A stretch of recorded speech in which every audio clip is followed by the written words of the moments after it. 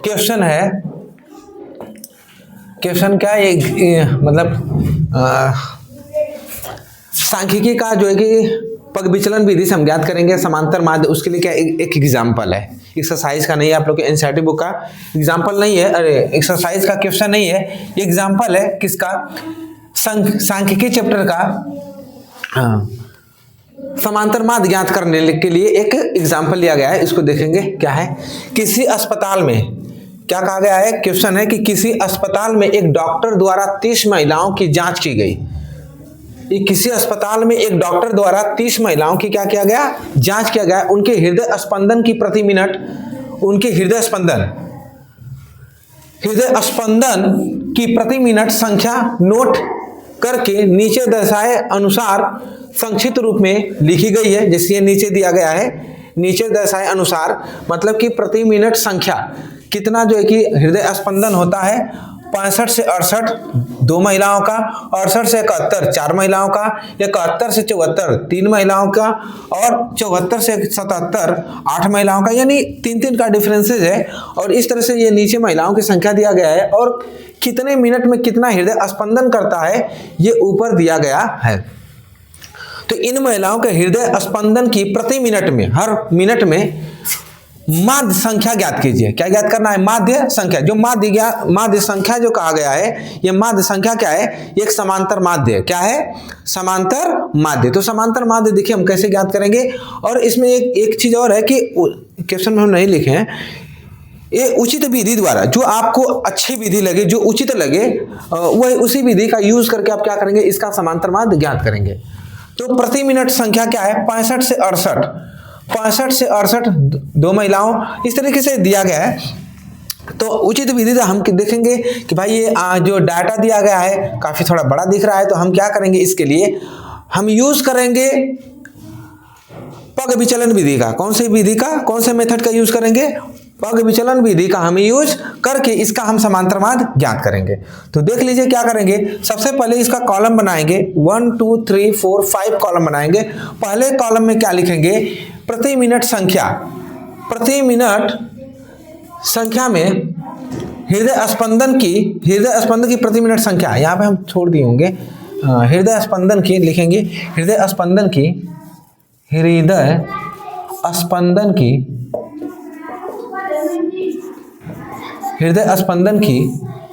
प्रति मिनट संख्या जो है ये दिया गया है, जिसको हम वर्ग अंतराल भी बोलते हैं। क्या बोलते हैं, आप यहां पे मैं लिखा हूं क्या, हृदय स्पंदन की प्रति मिनट संख्या। आप लिख सकते हैं इसमें वर्ग अंतराल, क्या लिख सकते हैं, वर्ग अंतराल। और इसको मैं लिखा हूं महिलाओं की संख्या, इसमें आप लिख सकते हैं बारंबारता। क्या लिख सकते हैं, बारंबारता।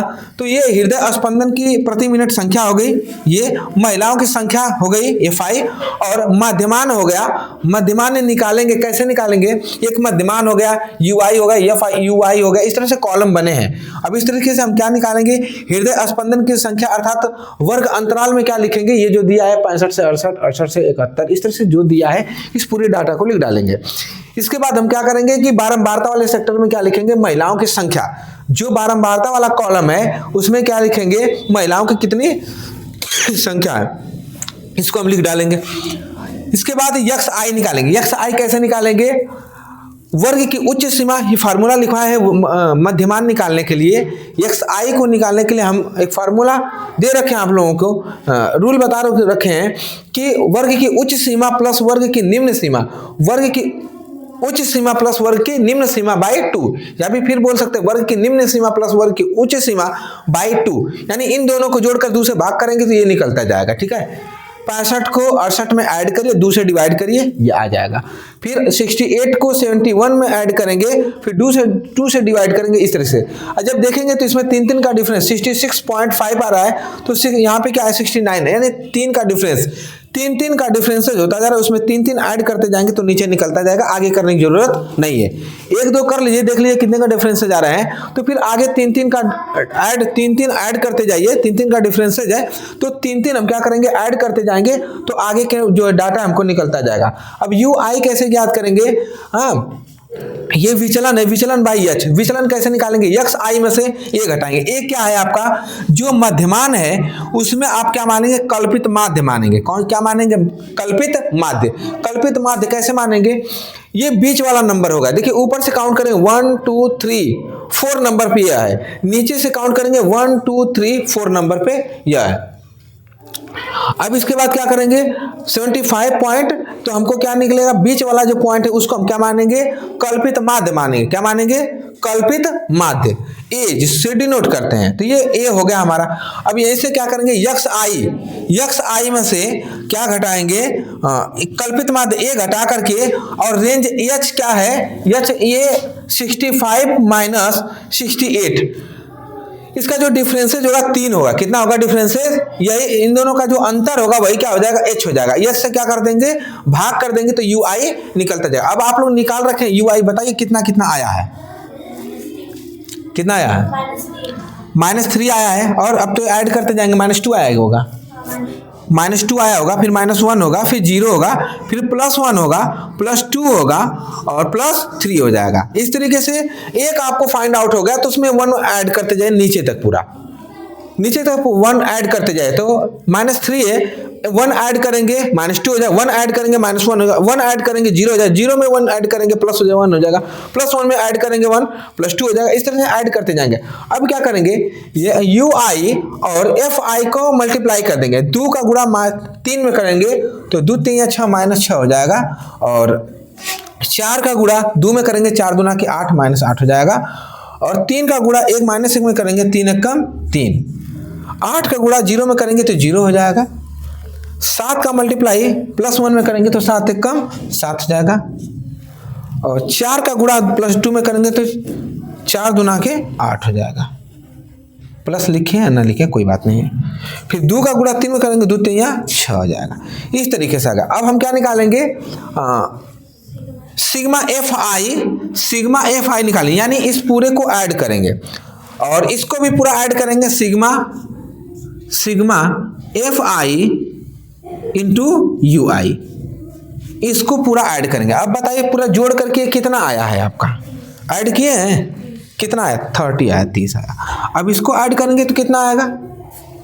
ऐड करिए, इसको ऐड करके बताइए। 4 आएगा, +4 आएगा।